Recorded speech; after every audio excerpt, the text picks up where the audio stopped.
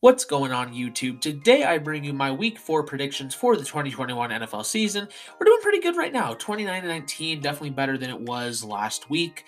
Content's been fewer recently just because with school and everything. I think I'm probably going to be booting up a bit more back around the draft process.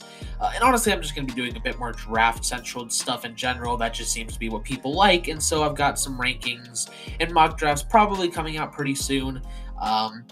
But I will still be doing these weekly predictions, though I will for the entire season. And so this week, we are starting it off with Thursday Night Football, and I'm not in a rush this time. Jaguars and Bengals. Two bad teams, but one of which that's been pretty impressive so far this season, at least by what we, predicted. Even I predicted. I really wanted to like the Bengals this year. I just didn't think I really could. I thought the defense would be in a bit of an issue. I didn't know how Joe Burrow would come back, and the defense has been pleasantly surprising, as well as Joe Burrow and Jamar Chase looking great. I will probably say this until the day, again, like I've said this before, I will say this until the day that Jamar Chase is a Hall of Famer and Penei Sewell is not. They should have taken Penei Sewell over Jamar Chase. He's going to be a great receiver. We're seeing that right now. I think Penei Sewell would have been the better choice. Regardless of that, Jaguars have been horrific recently. Urban Meyer just clueless out there. Apparently, he went up to Vic Fangio and said it's like playing Alabama every week, and it's just like that should be a little obvious, Urban. But yeah, I don't think the Jaguars win this game. They've been really bad. I think on a big Thursday night football stage in Cincinnati's favored by maybe a little bit too much, but I think they cover it, because it's just Bengals have been nice. I really did not think they would beat the Steelers, but if you're able to hold up against that pass rush, and I know TJ Watt was out and stuff, but that is still one of the better pass rushes in the NFL, and their offensive line held up for the most part. So I'm picking the Bengals to win this one. Then our first game of Sunday morning football. We got the Titans heading over to New York, really New Jersey. The Jets are another team that have also been horrific so far. I've been right on my picks, and you can see I projected them at 6-11 there. I still think they have upside. Like Zach Wilson has been horrible, but he's had nothing to work with, and he's also having a rookie head coach who's having his own growing pains. I do think the Jets will get better as the season goes along. However, I don't think that happens here, and I think they do drop to 0-4. I don't think the Jets are going to end up having the first pick. Like I said, I think they will get better as time goes on, but I'm predicting 0-4 here to the Titans, who I've had a bit of trouble figuring out so far in this year, but I feel pretty confident about this one. I mean, the Titans have been pretty successful. They could be without A.J. Brown and Julio Jones this week, but I don't think it'll matter that much when you've got Derrick Henry against the Jets defense that's been just a little underwhelming, to be honest. Yeah, I mean, the Titans defense was another thing to where, like, I understood, at first it wasn't going to be that good, but I think will also get better as the year goes along.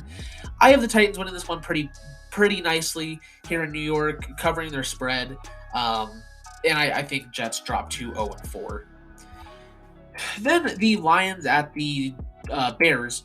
And division game, this should be an interesting game. I mean, it's divisional, in Cincinnati or in Chicago.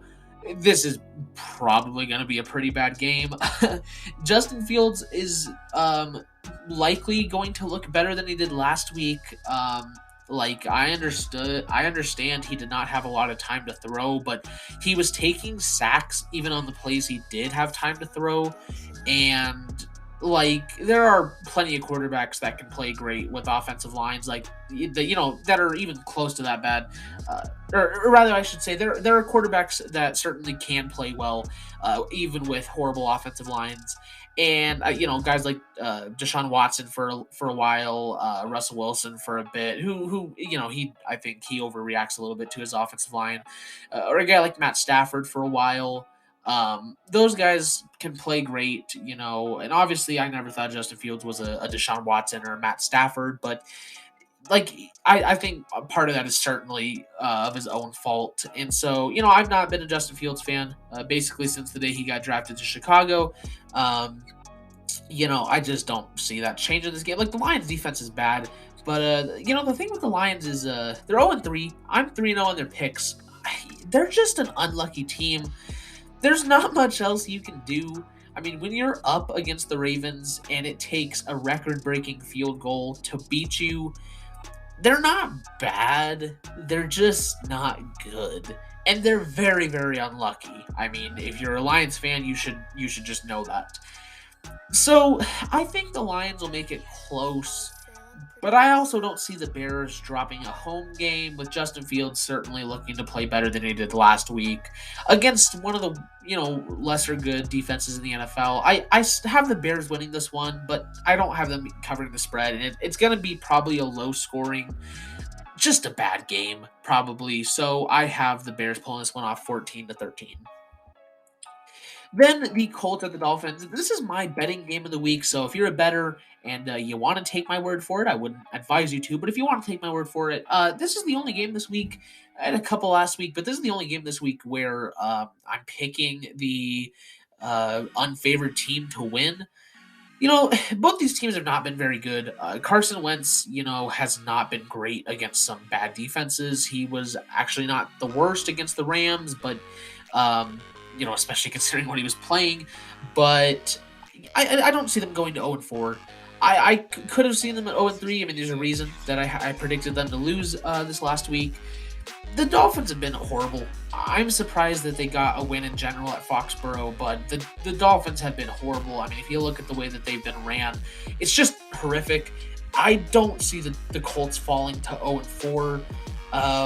And so I have the Colts winning this one comfortably, but it's not that good of a score, 70-6. I think the Dolphins defense will keep them in the game for a short while, but eventually the Colts will get that kind of runaway touchdown near the end of the game.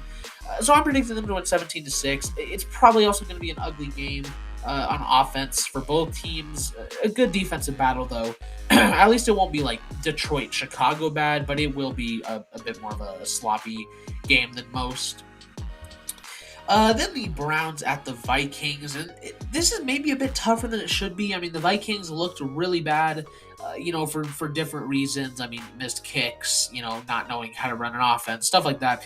And then they come out and beat the Seahawks last week, and it's just surprising more than anything to me, especially with the fact that they didn't just win by a hair. They actually won the game, and that's great because that's kind of the team I expected coming into the season. Their defense was so lackluster at the start, and they were kind of forgetting how to throw at the start. And Kirk Cousins was still fantastic. That's actually the thing is that really no one's talking about. Kirk Cousins is on an absolute tear right now, but nobody really cares because it's the Vikings and it's Kirk Cousins. I think the Vikings will make this a close game. It sucks to see them go down to 1-3, but I don't see them winning this game against the Browns. The Browns are a great team. They've had a few issues this year, but overall they've still been a great team. I just don't see them beating the Browns personally. So it sucks to have them go down to 1-3 because I do think they could be a great team. I predicted them to be 12-5, but I just don't see them pulling off a win here. So I have Cleveland just barely covering at 34-30. Then our Washington game of the week, which I've been 3-0 on the picks, but they've been really confusing. The Falcons at first thought really should not be that tough of a matchup for Washington, but they've just kind of been disappointing. That defense, I was predicting it to be the best in football, and they've just not been. I mean, certain players have been playing good, but overall, they've just not been all that. I mean, Daniel Jones ran all over them. And the offense has been good. Heineke is showing some potential as your quarterback of the future. Most likely not, but he's been good. And Terry McLaurin's been great, but there's just not been much bright spots outside of that. Ron Rivera's coaching has been a bit uninspiring, to start the season, and the Falcons are fresh off a win against the Giants, which is no is no feat by any means. It's the Giants. We'll get to them later, but it's a win, nonetheless. They definitely played probably their best game so far because they really got handled in those first two games. So because I definitely do think the Falcons are a worse team, I have Washington pulling this one out, but just by one score because they've just been uninspiring. I really thought they had the potential to kind of make last week's game against the Bills a good game. That defense kind of returns along with Josh Allen, and no, Josh Allen just completely destroyed them. So I don't have the highest of hopes right now. I do have them pulling off the win, but the fact that they're only 1.5 favorites over such a bad team like the Falcons it really shows you. So I have them winning this game, but only by one score. Then the Texans and the Bills, and this is what we're going to call the beatdown of the week. I mean, I don't expect this to go any other way than this. Maybe Buffalo doesn't put on as much of a beating because, if you're winning the game, there's not that much point to keep scoring. But, I think the Texans will be able to put a few points on the board. I'm actually kind of interested in Davis Mills as the potential future of the Texans. He did look nice for a bit there last week, so I'm excited to see what he does against a pretty good defense. I mean, the Panthers' defense is also pretty good, but another pretty good defense here with the Bills. The Bills' offense versus the Texans' defense is a whole other story. This should be a complete just demolition. Yeah, I just really don't see any other way. I think the Bills absolutely handle the Texans here, and it's pretty obvious to me. So I have the Bills winning 49-15.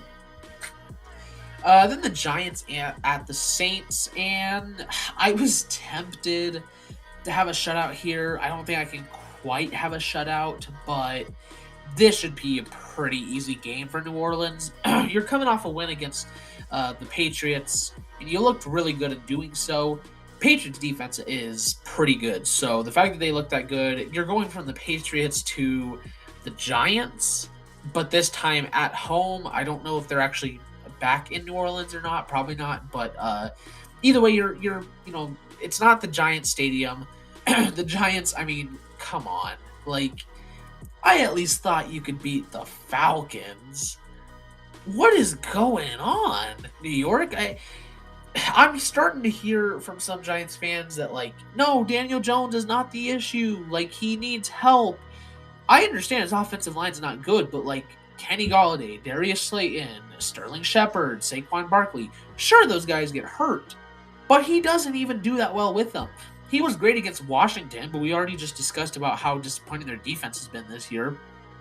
Daniel Jones is not the issue, but he is an issue. The Giants are probably just going to clean house after this season, to be honest, because the way that they've been losing is just embarrassing. I mean, the 3 games, you've played the Broncos, you've played you played Washington, and now you've played who did they play this week? It was I can't remember at the moment for some reason. Oh, the Falcons, Falcons. So you've played 2 good teams and a bad team. I would consider that Washington good. You got absolutely handled by the Broncos. Washington, I mean, Daniel Jones looked good, and that was about it. And the Falcons, you narrowly lost to the Falcons. I don't see this game being that competitive at all, to be honest, and I think the Saints rule this one 24-3.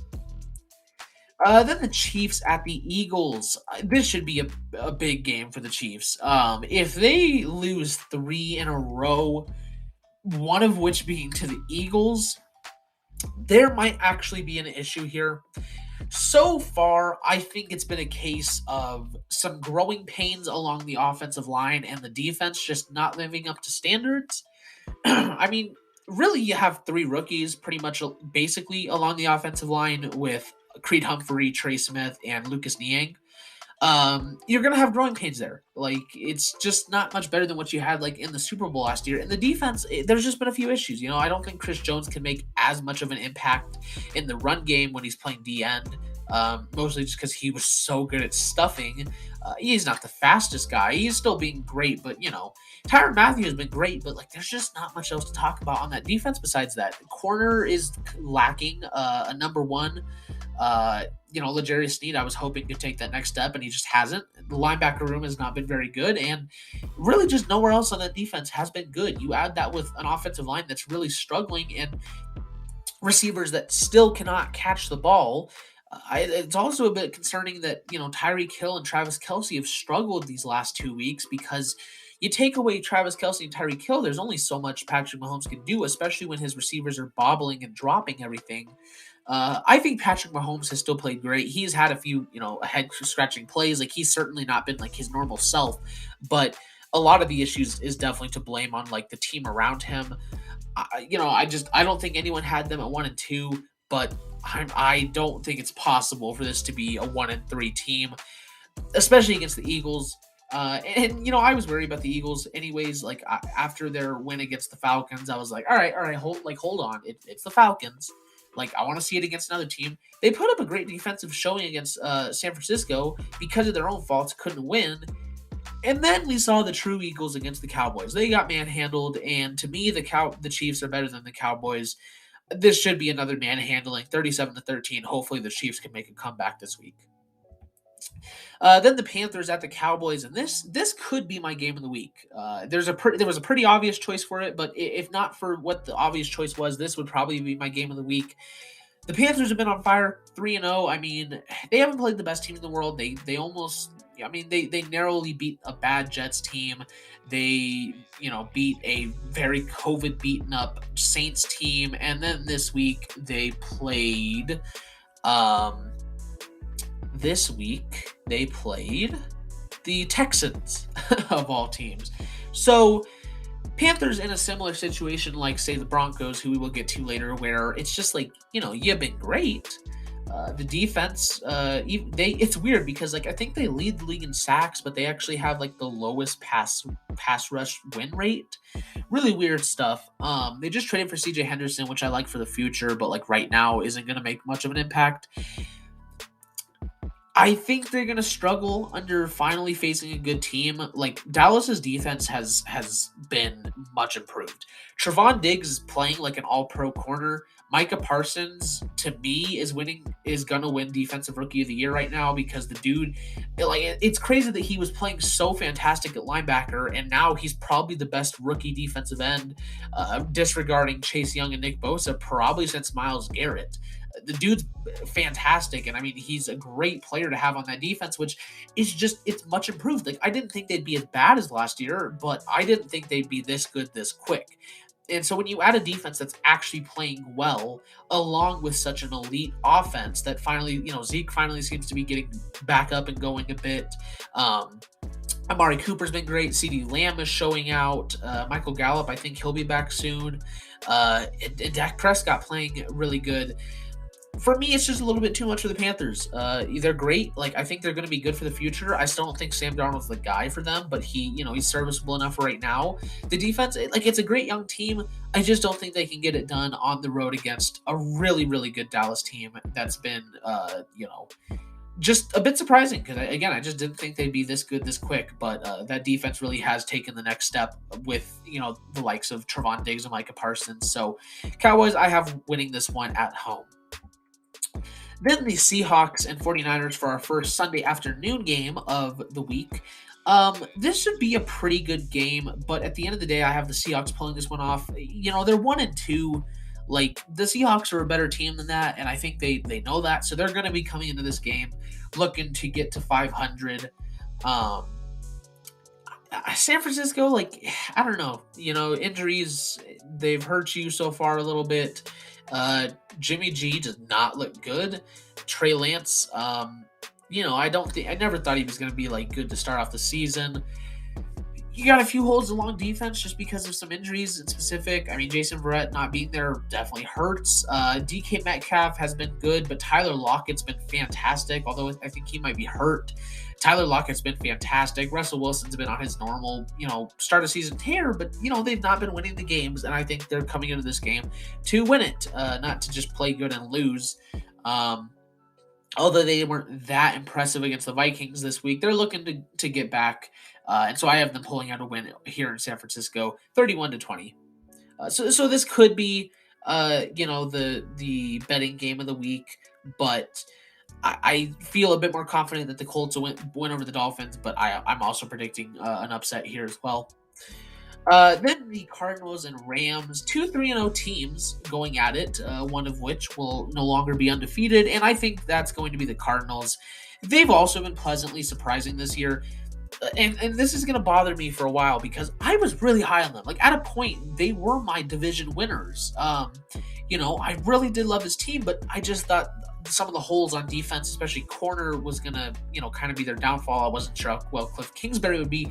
Cliff Kingsbury has been much improved in terms of coaching this year. Byron Murphy looks like he is going to be an elite corner in the NFL. The dude has been fantastic this year. Chandler Jones, since that first week, really hasn't done that much, but like he was still great that first week. Still is a presence, obviously. But I mean, Kyler Murray, he's been playing pretty good. He's made a few mistakes, but he's definitely, I think he's taken that next step. DeAndre Hopkins, great as usual. Christian Kirk may have finally gotten it down. The Cardinals are a great team right now, but I have them, 3-1 after this week because the Rams have just been even better. I predicted them to beat the Buccaneers for a reason. The Rams they're a great team. Matthew Stafford was in my MVP predictions list. He was my third guy, and right now he's probably my second favorite to win it, behind a guy that we'll get to later. Cooper Kupp taking that next level, especially when now he has a competent quarterback with Matthew Stafford. The defense has been elite as per normal.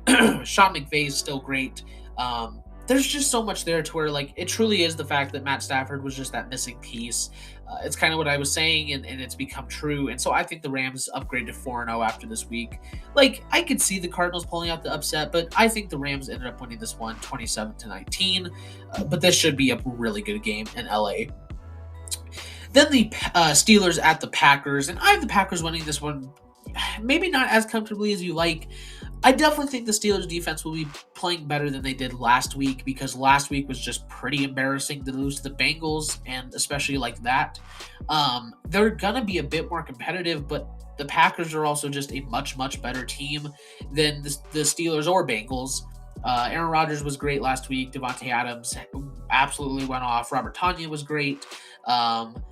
They didn't struggle. I was seeing some people who were like, 49ers easily winning that one. And I was taking the Packers, and, correctly so, because the Packers are, still an amazingly talented team, especially with Aaron Rodgers. It's just, when players go out, that's the issue. And I do think to a degree Aaron Rodgers is still pissed off at the front office, but his heart is definitely there to win at least. And so that all in all, I think I'll take the Packers.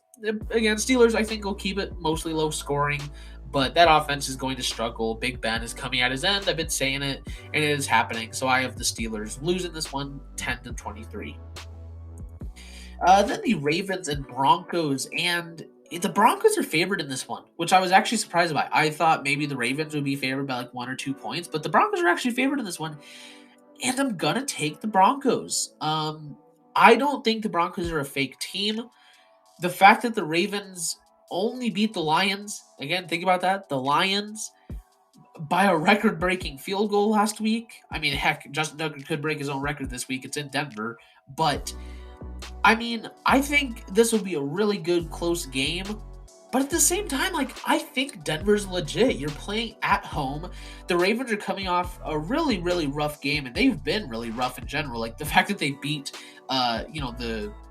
the fact that they beat the Chiefs was crazy, and then they go out and play like that against the Lions. So it's really like, do the Ravens want to go compete? To me, the Broncos are a much, much better team than the Lions. And I keep saying, like, I think the Broncos are legit, because people want to talk about, like, that they haven't played a real team, like they're combined 0-9. Like, first off, the Broncos are part of the reason that they're 0-9, and the Broncos haven't just been winning these games. They've been winning in dominant fashion. Like, the Raiders came down to overtime in the Dolphins and Ravens game. Like, the Steelers game was just a good win, but like they skinned out like 2 of those games. The Panthers, they've also really not played anyone all that impressive. I mean, a really injured Saints team at the best. To me, the Broncos, they've been winning these games, but dominantly. Teddy Bridgewater's been fantastic. I mean, they have yet to commit an interception, right? They've turned over the ball like once, I want to say, and that was a fumble from Javonte Williams, who, speaking of which, has played great. Yeah, I think the Broncos are a much better team. It'll be a really entertaining game, but I think they're legit. So I'm going to take the Broncos at home, 28-26, to improve to 4-0. And then my game of the week, and I mean, this one was just pretty obvious. Sunday Night Football, Tom Brady with the Buccaneers, with the newly acquired Richard Sherman, going to play Bill Belichick in Foxborough. I mean, just the sound of that, dude. Like, that, just me saying that should be enough for you to be like, oh yeah, game of the week, easily. I mean, I have the Buccaneers winning this one pretty convincingly in the end. Like, it's not that close of a score, mostly because, the Patriots have struggled on offense, and especially with Richard Sherman now being there, that this Buccaneers defense is going to be too much to handle. But Bill Belichick is going to be able to put up points against his former quarterback and make this, at the very least, a fun game to watch. Either way, this is going to be a great game. Like, I think some people are going to look at this game and say, like, okay, who's better, Belichick or Brady? But I don't think that's fair, because in all fairness, like, Brady probably would have never gotten a shot in the NFL if not for Belichick, and Belichick probably would have never won 6 Super Bowls if not for Brady. So I don't think that's a fair question, but either way, it's going to be an entertaining, fun storyline game, and I am excited and here for it. But either way, I have the Buccaneers winning 36-22. And then last but not least, our ESPN Monday Night Football is the Raiders at the Chargers. And this is tough because the Raiders have been great. I mean, the Raiders have been great. You look at them, I mean, and they battled a pretty tough Steelers team, and they won. And, they battled a pretty tough Ravens team, and they won. And, God, who was their other team that they played? It was, I've got to think. Who was it that they played? They played another team, but either way, they won. And, the Raiders have just been impressive.